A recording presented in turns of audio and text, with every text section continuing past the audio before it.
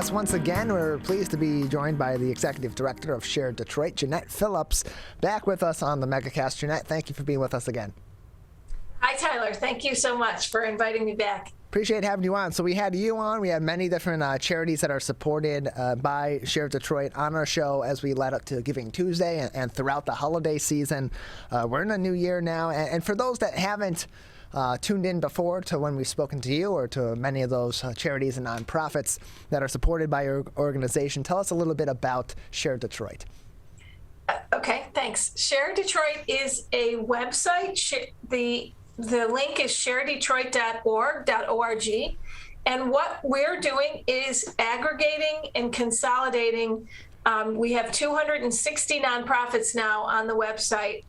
But what we're doing is bringing all these nonprofits together to allow the community to find them and help them do good by volunteering, making cash donations or donations of Amazon wish list items they might have, and finding a little more about the nonprofit and attending their events. So it's really an important way for the community to find nonprofits that might speak to their values and their goals, personal goals. So in terms of the ways that Share Detroit helps these charities and nonprofits, certainly recognition, certainly information and word of mouth, in this case on the web, is helping to drive traffic toward these organizations and giving people another outlet to find them. But why is something like Share Detroit so important to these kinds of organizations that we have here in Metro Detroit? So, yeah, it's really important to the nonprofits because they become a part of a larger cause, if you will. You know, they're doing their work. Often, a lot of our nonprofits are very small, and you know, you just don't find them on TV commercials, or they don't pay for ads that pop up in your Facebook feed or whatever. They're small. They have their own loyal followers, but no one else can find them. So by being on ShareDetroit.org, a community member can search by a cause. So if it's food insecurity or people with disabilities or veterans, they can click on the cause and find nonprofits that they never knew existed, oftentimes right in their own backyard or, you know, not too far away. So the value to the nonprofit is being seen more easily by more people. And obviously being on your Megacast here helps us get the word out to viewers and listeners to visit and find some of these nonprofits and learn more about them.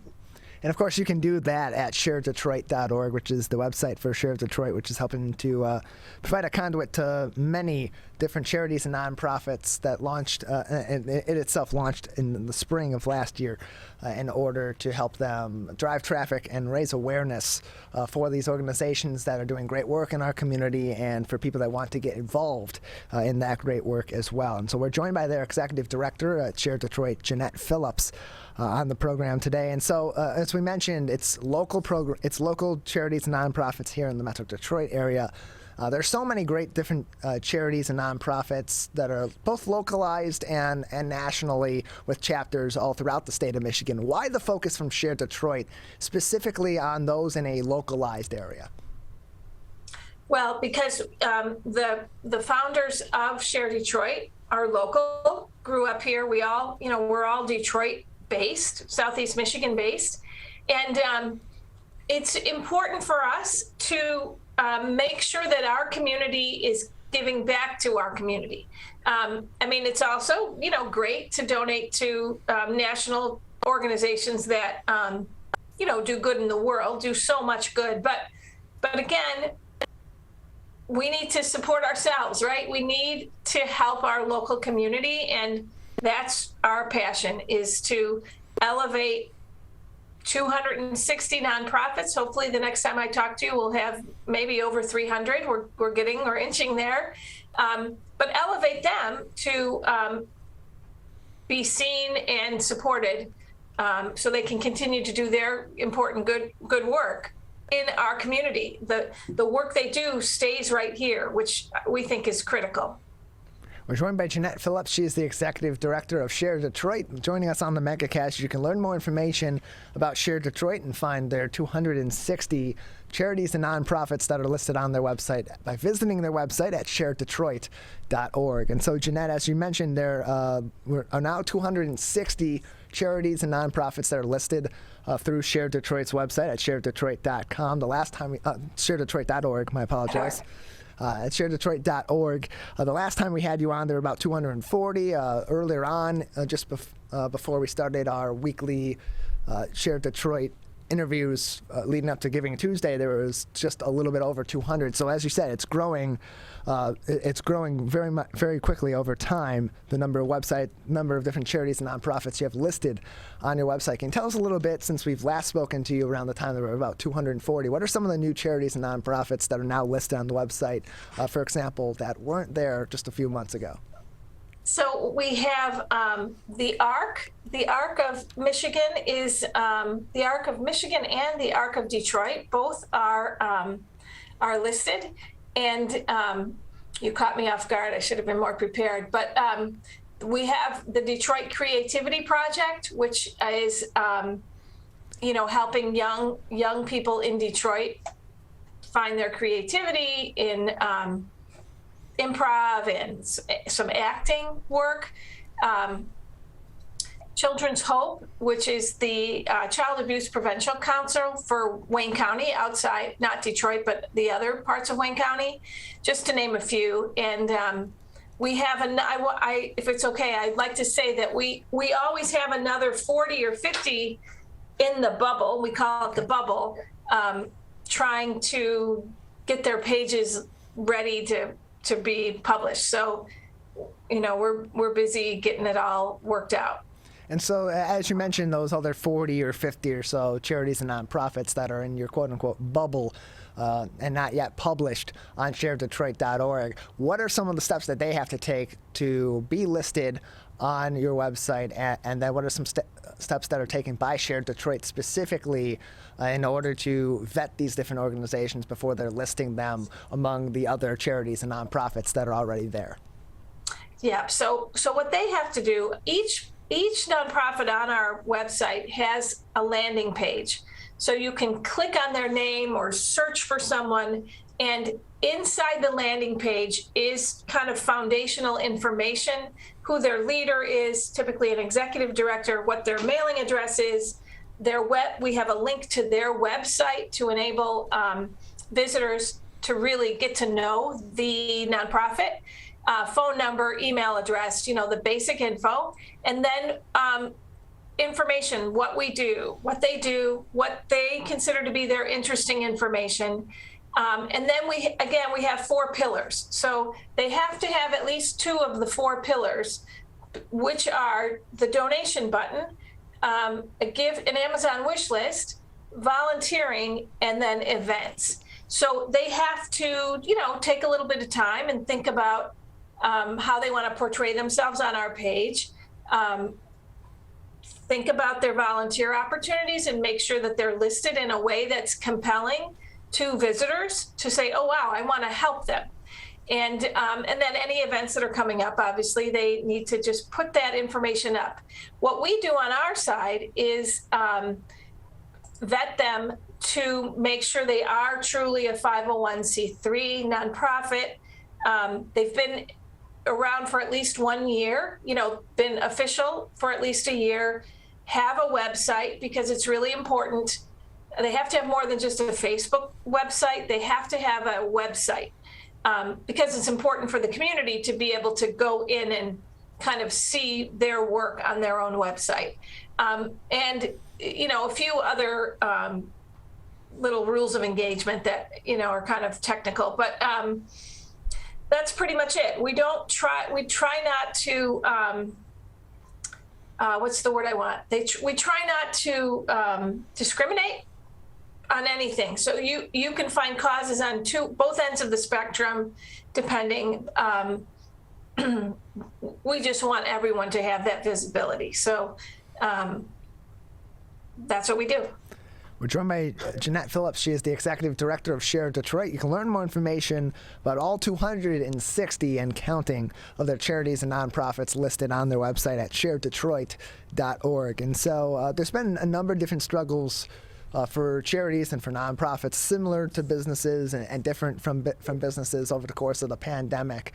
But one thing that's really interesting about your website at sharedetroit.org is not only does it list these different charities and nonprofits so people can learn more information and can donate and can provide items to them, it also provides volunteer opportunities listed on your website as well. And as we've gone through the pandemic and we've continued through it, and we're going through another surge right now with both Delta and Omicron variants here in the state of Michigan, on top of the staffing issues that businesses are having and some of these nonprofits that do have employees are having, how much more important of recent times has volunteering for these organizations been to these organizations? Yeah, it's been really important because, again, it's just so important to keep getting their work done, and so many are stepping into the breach of the needs of the community because of COVID. So, you can imagine people have so many needs. People lose their jobs. They can't pay their rent. Just getting food at anywhere is difficult. So finding volunteers to help these nonprofits is critical. A lot of the volunteer opportunities are remote, so people can help in the background, helping them plan a future event in the spring or summer that will be a big fundraising event. There's a ton of planning that goes into fundraising events, writing grants, applying to foundations to receive money to support their cause. You don't have to be there to do that. You have to be a good writer and understand kind of what the mission is so you can tell that story in a grant. I'm looking at one right now on our website. They mittens for children.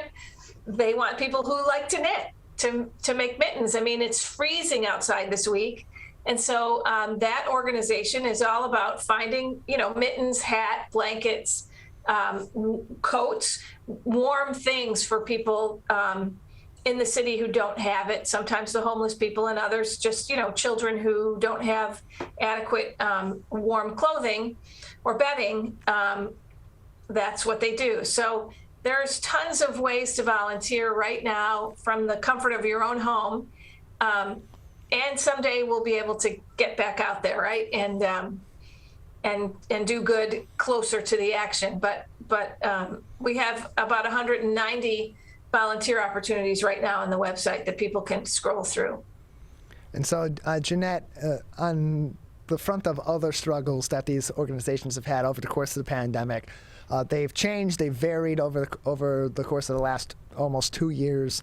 Not at this point that we have been dealing with COVID-19, but as of recent times, as we have opened things back up and then now have more concerns growing as the Delta variant and certainly the Omicron variant continue to spread very rapidly throughout Michigan and around the U.S. and the world. What are some current concerns or issues that our charities and nonprofits are facing that donations, volunteer time, items from Amazon wish lists and others of the such that can be provided through your website at sharedetroit.org?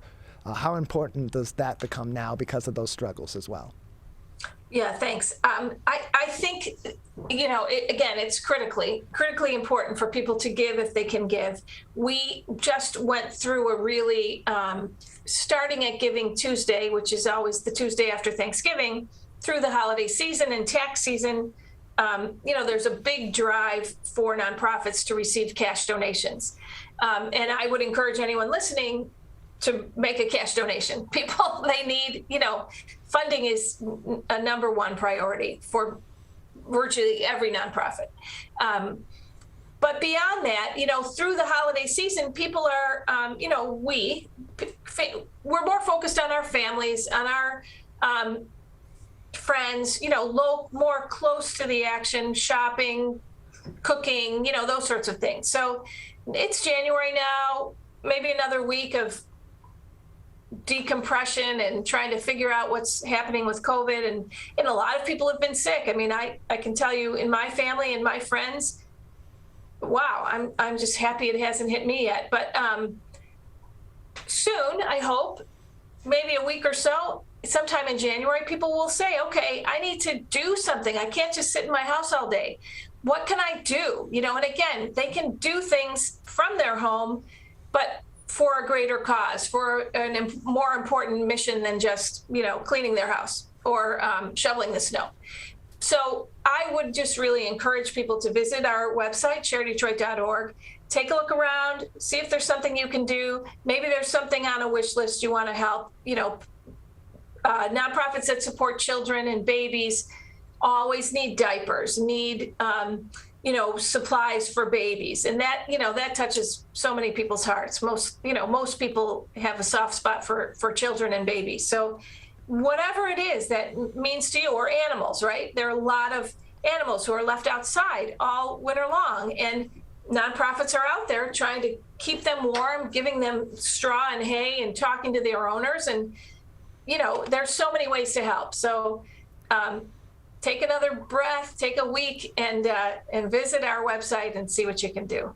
You can visit their website at sharedetroit.org and learn more about the 260 and counting charities and nonprofits that are supported by Share Detroit. Jeanette, thank you for being with us today. Anything else that would be important for our audience to consider, or information that they should keep in mind going forward?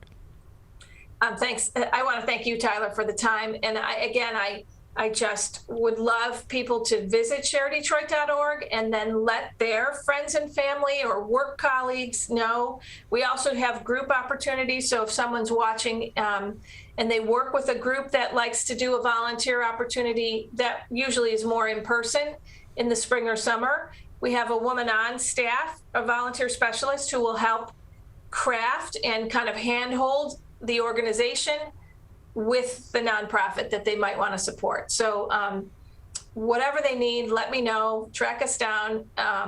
We're here to help. Well, Jeanette, thank you very much. Appreciate your time. Thank you. Thanks, Tyler. Happy New Year.